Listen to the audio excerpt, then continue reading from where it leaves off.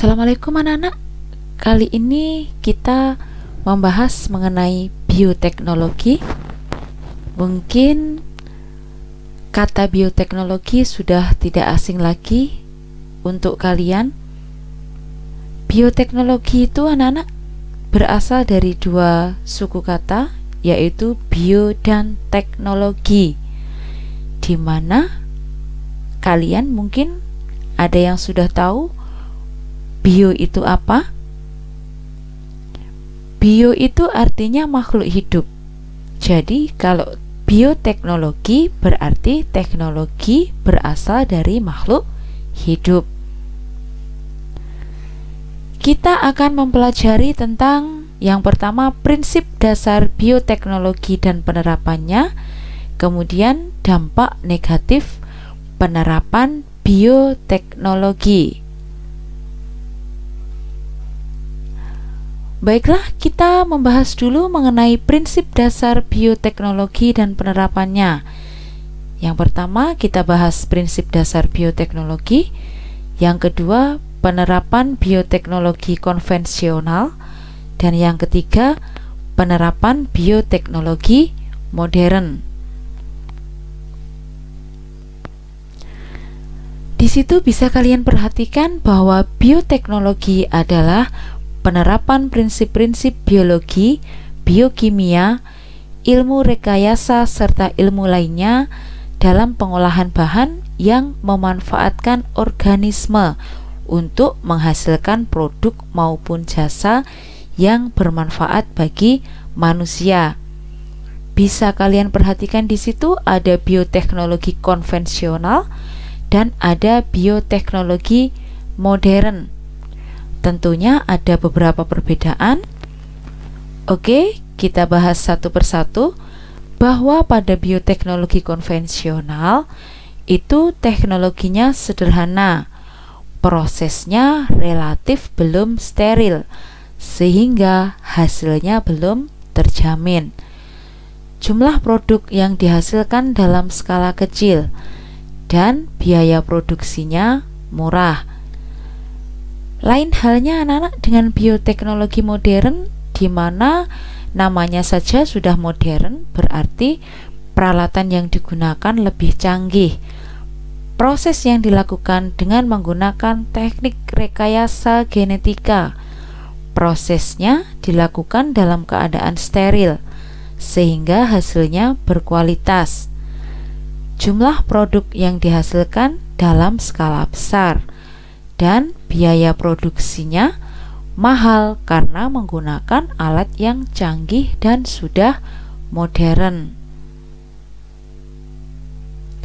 Di situ bisa kalian lihat anak-anak, ada penerapan bioteknologi konvensional. Yang pertama di bidang pangan. Di situ bisa kalian lihat ada gambar tape, ada tempe, ada roti, ada keju, dan lain-lain, di mana semua produk bioteknologi konvensional yang sesuai dengan yang ada di gambar itu menggunakan jamur atau mikroorganisme.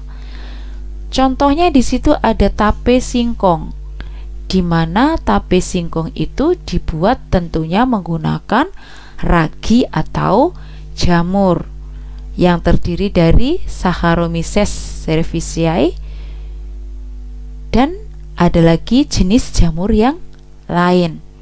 Begitu juga dengan tempe. Tempe ini juga dibuat dengan menggunakan ragi atau jamur.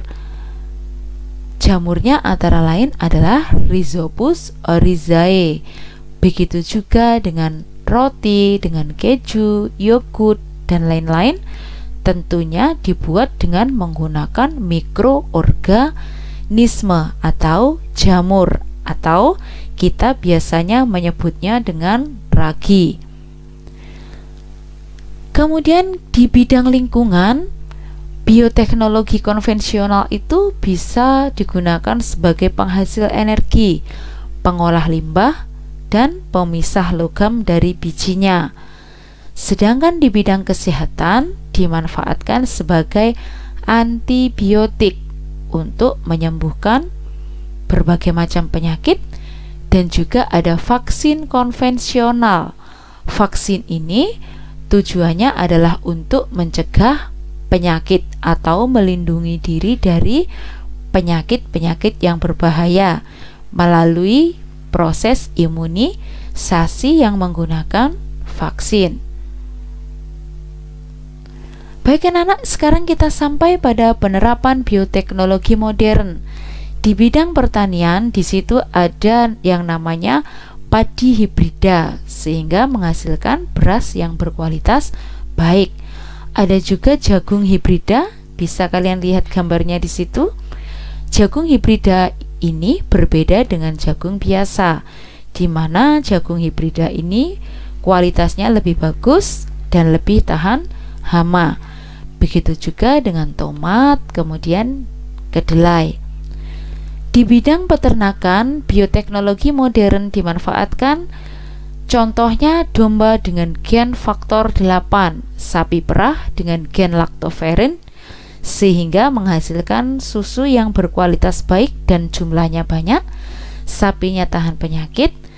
Kemudian ada juga bovin somatotropin. Kemudian ada telur ayam yang rendah kolesterol.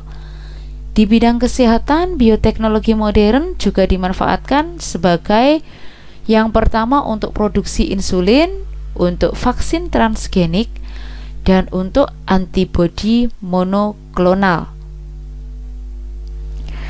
Bioteknologi itu anak-anak ternyata juga ada dampak positif, ada dampak negatifnya. Dampak atau pengaruh negatif dari bioteknologi itu bisa berdampak negatif pada lingkungan, kesehatan, dan juga di bidang sosial ekonomi.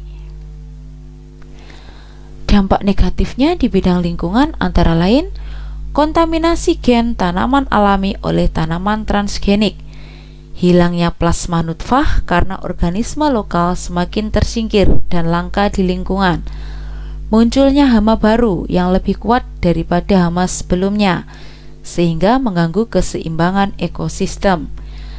Di bidang kesehatan, memicu timbulnya penyakit pada seseorang yang sensitif terhadap zat yang dihasilkan oleh organisme transgenik. Seseorang menjadi resisten terhadap beberapa jenis antibiotik tertentu. Resisten itu artinya kebal anak-anak. Kalau kita sering menggunakan antibiotik yang sama beberapa kali, maka tubuh kita bisa menunjukkan gejala resisten, artinya kebal terhadap antibiotik tersebut. Dampak negatif di bidang sosial ekonomi. Petani dan peternak tradisional bisa kalah bersaing dengan petani dan peternak modern dalam pemasaran hasil panen karena tidak mempunyai modal untuk mengembangkan produk transgenik. Oleh karena itu, anak-anak dapat menimbulkan kerugian besar bagi petani dan peternak tradisional, sehingga petani dan peternak tradisional bisa kehilangan mata pencaharian, kalah dengan yang modern seperti beras hibrida atau padi hibrida. Nah, di situ bisa kalian lihat berasnya lebih putih dan juga kualitasnya lebih baik tentunya. Demikian tadi anak-anak materi yang bisa Bu Ira sampaikan untuk hari ini. Mudah-mudahan bermanfaat untuk kalian.